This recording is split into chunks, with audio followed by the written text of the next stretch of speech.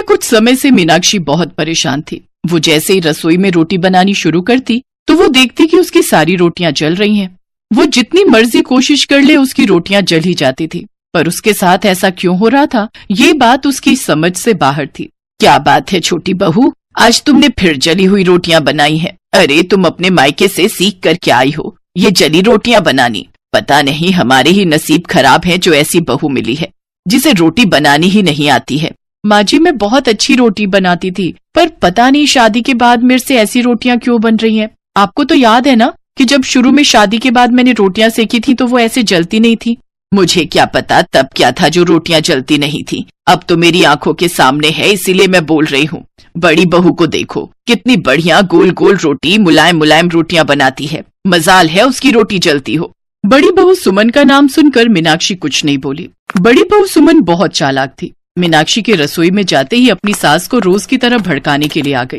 माँ जी मीनाक्षी झूठ बोल रही है। शुरू में जो ये रोटियां बनाती थी ना वो इसके हाथों की नहीं होती थी। वो तो बहाने से ये मुझसे बनवा लेती थी। मुझे लगता था कि ये थक गई है, नई नई बहू है, तो मैं इसकी रोटियां बना देती थी। वो तो अब बात खुल रही है जब कुछ दिनों से ये रोटियां बना रही है। मुझे तो लगता है इसे पूरी तरह से खाना बनाना आता ही नहीं है। माँ जी आप मुझे देखो, मैं तो कितने सालों से खाना बना रही हूँ। मेरी माँ ने मुझे हर चीज सिखाई है। हाँ बहू वो तो मुझे दिखाई दे रहा है। मैं तो सोच रही हूँ कि अब फैसला लेने का समय आ गया है। मुझे नहीं लगता मीनाक्षी इस घर की जिम्मेदारी को संभाल सकती है, इसलिए मैं घर की सारी जिम्मेदारी तुम्हें ही दे देना चाहती हूँ। बस मैं तो सही समय का इंतजार कर रही हूँ, फिर घर के सारे खर्चे तुम ही संभालना, जैसे रसोई संभाल रखी है। सच माँ जी आप बहुत अच्छे हो। आप देखना मैं इस घर को कितनी अच्छी तरह संभालती हूँ। सच तो ये था कि ये सारा किया धरा सुमन का था। सुमन की वजह से ही आज मीनाक्षी की रोटियां बनते बनते जल जाती थी। आज तो मैं सच में बहुत खुश हूँ। एक बार रूपा से मिलकर आती हूँ। सुमन अपनी सहेली रूपा से मिलने चली जाती है। क्या तू गांव छोड़कर शहर में बसने जा रही है? हाँ बस अब शहर में ही रहूंगी और वहीं एक अच्छा लड़का देखकर अपनी शादी कर लूंगी। गांव से तो अब मैं ऊब गई हूँ। अच्छा मैं कह रही थी वो पाउडर तेरे पास और पड़ा है जो तूने मुझे उस दिन दिया था?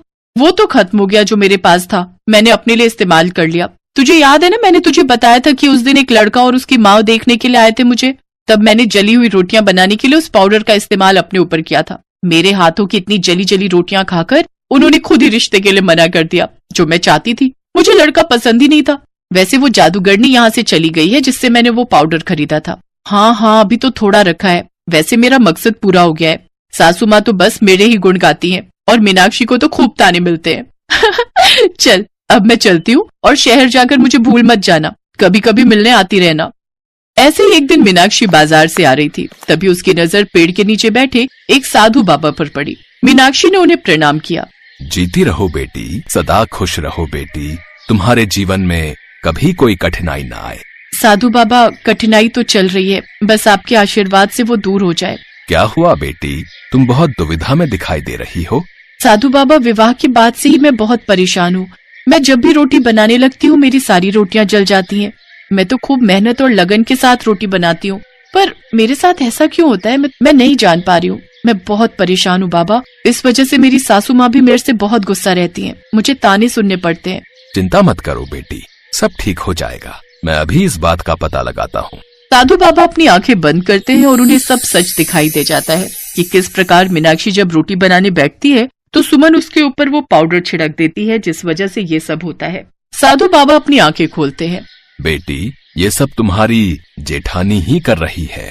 साधु बाबा मीनाक्षी को सारी बात सारा सच कह देते हैं, जिसे सुनकर मीनाक्षी बहुत दुखी होती है।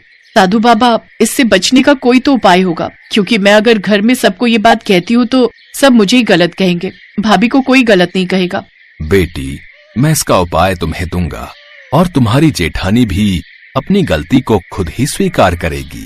जब भी तुम रोटी बनाने के लिए बैठो तुम ये मंत्र बोल देना, तुम्हारी रोटियां नहीं जलेंगी। तुम पर किसी भी प्रकार के जादू का कोई असर नहीं होगा। उसका जादू उल्टा उसी पर पड़ जाएगा जिसने तुम्हारे साथ गलत किया है।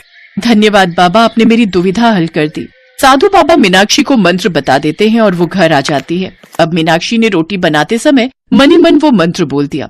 उस पर किसी भी प्रकार के जादू का कोई असर नहीं हुआ। सास बहुत हैरान रह गई कि आज मीनाक्षी ने इतनी अच्छी रोटियां बनाई है। क्या बात है मीनाक्षी बहू, आज तो तुम्हारी रोटियां बहुत अच्छी बनी हैं। आज सूरज कहाँ से निकल आया? माँ जी ये समझ लीजिए आपकी बहू को किसी की नजर लग गई थी, अब वो नजर उतर गई है। अब आपको रोजाना ऐसी ही रोटियां मिलेंगी। वैसे माँ, मीनाक्षी की जली हुई रोटियां भी स्वादिष्ट ही लगती थी, क्यों मीनाक्षी? हाँ हाँ, कर तू अपनी पत्नी की तरफदारी कर, ताकि वो फिर से जली रोटी बनाने लगे। माँ जी ये तो मुझे ऐसे ही तंग करते रहते हैं, आप बेफिक्र रहो, अब मैं अच्छी रोटी बनाऊंगी। सुमन भाभी, जेठ जी आप भी आ जाओ, मैंने आप दोनों का भी खाना परोस दिया है। सुमन हैरान थी कि ऐसा कैसे हो गया, उसके जादू का असर क्यों नहीं हुआ।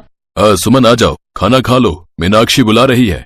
हाँ हाँ तुम जाओ, मैं आती हूँ। ऐसा कैसे हो सकता है, इस पर पाउडर की जादू का असर क्यों नहीं हुआ, एक बार फिर डालकर देखूंगी। सुमन ने उसके बाद 2-3 बार कोशिश की पर कोई असर नहीं हुआ। एक सुबह मीनाक्षी दूसरे काम कर रही थी, सुमन ने रोटी बनाई तो सुमन घबरा गई। जहाँ उसकी रोटियां इतनी बढ़िया बनती थी, आज उसकी खुद की रोटियां जल रही थी और रोटी इतनी जल गई कि पूरे घर में धुआं धुआं फैल गया। अरे ये क्या कर दिया बहू, रोटी जलती जा रही है, उसे तवे से उतारो। पहले तो हम मीनाक्षी से तंग थे, अब तुमने भी रोटियां जलानी शुरू कर दी।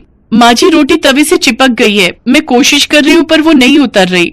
भाभी अब ये रोटी जलनी तभी बंद होगी जब आप सबको सच बताओगे, क्योंकि आपका सच मैं तो जान ही चुकी हूँ, बस अब सबको बताना है, तभी आपको इस दुविधा से छुटकारा मिलेगा। बता रहे हो सच?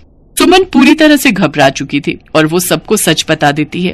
मुझसे गलती हो गई माँ जी, मैंने मीनाक्षी के साथ बहुत गलत किया, मीनाक्षी मुझे माफ कर दो। चिंता मत करो भाभी, रोटी अब तवे से उतर गई है, क्योंकि आपने अपनी गलती को स्वीकार किया है, अब आपकी रोटियां नहीं जलेंगी। मीनाक्षी बहू, गलती तो मुझसे भी हुई है, मैंने तुम्हें कितने ताने सुनाए हैं, बिना सच को जाने मैंने तुम्हें कितना कुछ कह दिया था। सुमन बहू, तुमने जो भी किया बहुत गलत है, आगे से ऐसी गलती कभी मत करना, हमेशा मिलकर रहो, एकता में बहुत बड़ी ताकत होती है। मीनाक्षी तुम्हारे साथ कभी भी कुछ गलत नहीं करती, तुम्हें इसे छोटी बहन की तरह प्यार करना चाहिए था। मेरे जाने के बाद सब कुछ तुम्हारा ही है बहू, तुम दोनों का ही है। प्यार बहुत बड़ा धन है, जहाँ प्यार होता है वहाँ सब कुछ होता है, और जहाँ ईर्ष्या होती है वहाँ सब कुछ खत्म हो जाता है। माँ जी मुझे अपनी गलती का एहसास है, मैं अब ऐसा कभी नहीं करूंगी, मैं मीनाक्षी के साथ मिलकर रहूंगी। भाभी आपके इसी प्यार को तो मैं तरस रही थी जो मुझे मिल गया।